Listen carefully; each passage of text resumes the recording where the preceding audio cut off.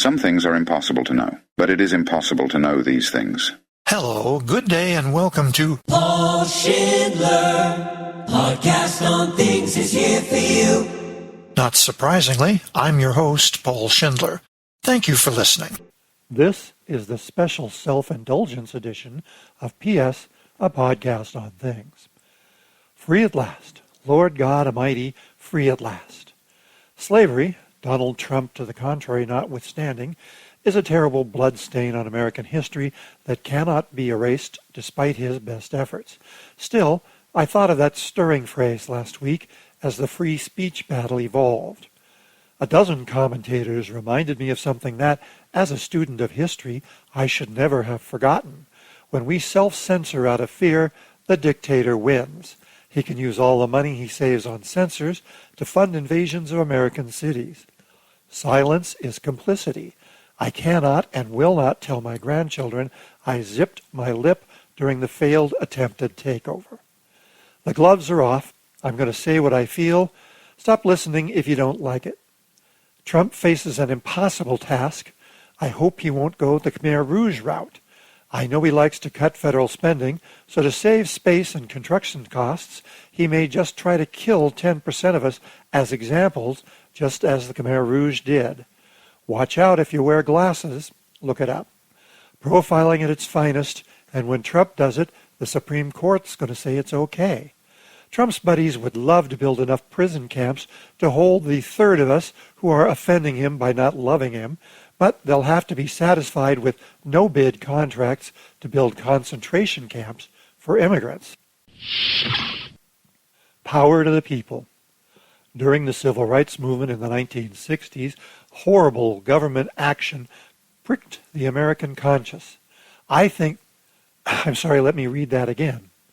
During the civil rights movement in the 1960s, horrible government action pricked the American conscience. I think it just happened again. Senator Cory Booker, Democrat of New Jersey, was correct when he said, "The power of the people is greater than the people in power." We saw Donald Trump coerce a private company into firing someone, Jimmy Kimmel, whose speech he did not like. The public realized it wasn't fair. Disney management rushed to lick the presidential boot and protect their stock options, kowtowing to mafia tactics. Brendan Carr, chairman of the FCC, said, "Nice little network you got here. Be a shame if something happened to it." Ironically, their cowardice had the opposite effect. Disney's market cap dropped $6 billion after the firing. I'm sure Disney's officers were chagrined as their stock options went underwater. For once, they shared the widespread chagrin of the little people whose much smaller 401ks Trump has ravished. I'm flabbergasted it took so long for the public to see that a line had been crossed. In the 60s, the line was crossed when the Ku Klux Klan killed 3 civil rights workers and got away with it. Sheriff Bull Connor turned full-blast fire hoses on women and children as depicted on national television. That was a step too far. I was wondering what a step too far would be for our jaded age. Felonies, fraud, friendship with a pedo? That wasn't far enough. Who knew that pedophile censorship was the last line in the sand with which the MAGA would not put? And now Trump orders a private firm to fire someone over words? There are exceptions to free speech, but mocking the president is not one of them. In addition to yelling fire in a crowded theater, the classic example of prohibited speech, here are the other main exceptions to freedom of speech. For the life of me, I can't figure out under which exclusion Trump was acting. It's even legal for the President of the United States to incite a mob to attack the Capitol. What isn't legal? Defamation. Under the soon-to-be overturned Sullivan v. New York Times decision, public officials are almost impossible to defame. All politicians are ex officio public figures.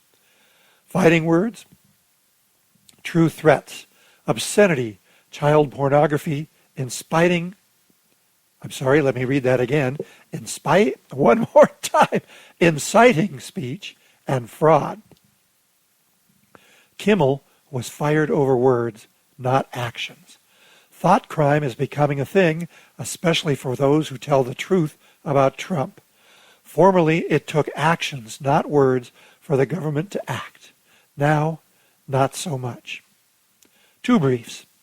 I reviewed software on the Computer Chronicles, a PBS show. 25 years after it went off the air, people are still contacting me, watching my videos, listening to this podcast. Maybe it's the Star Trek of the new century. Any revival will almost certainly be a new cast because I could take a cameo to hand the baton, but George and Gary can't because they're no longer with us, and Stewart won't, which leaves me the last of the regulars.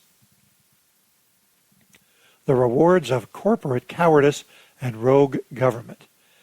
Jimmy Kimmel's usual audience is 1.5 million people. The night he returned, more than 6 million. ABC says 26 million people watched his monologue on YouTube. Kimmel said of Trump, he did his best to cancel me. Instead, he forced millions of people to watch the show. This week's walk-off music is a parody of Donovan's They Call Me Mad. My version is They Call Me Dad. But first, that's my opinion. I'm Paul Schindler. Thanks for listening.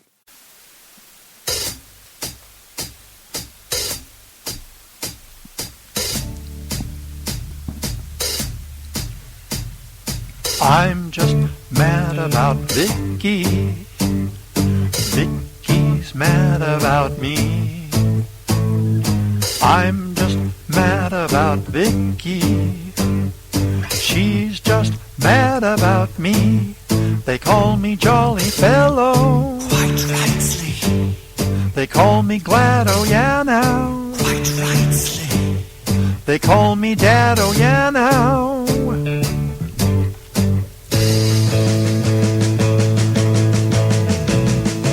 I'm just mad about my girl. She's just mad about me. I'm just mad about my girl. She's just mad about me. They call me Jolly Fellow. They call me Glad, oh yeah now. Quite rightly. They call me Dad, oh yeah now.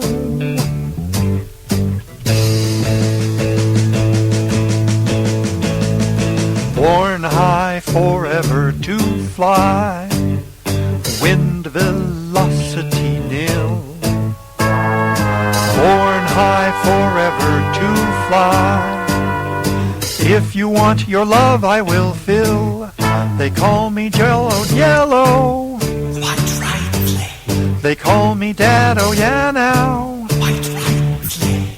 They call me Mellow Fellow. So glad, so joyful, so glad.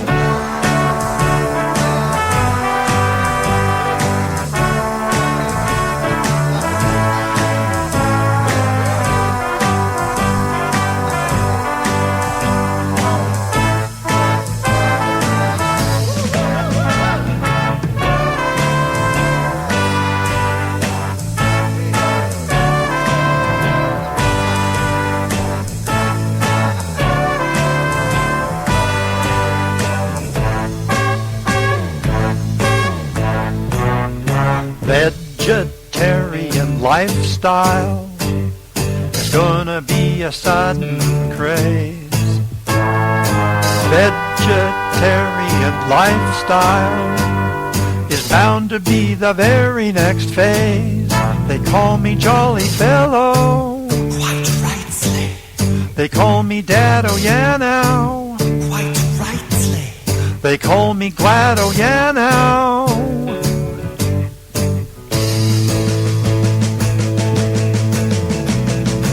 Vicky, I'm just mad about her. I'm just mad about my girl.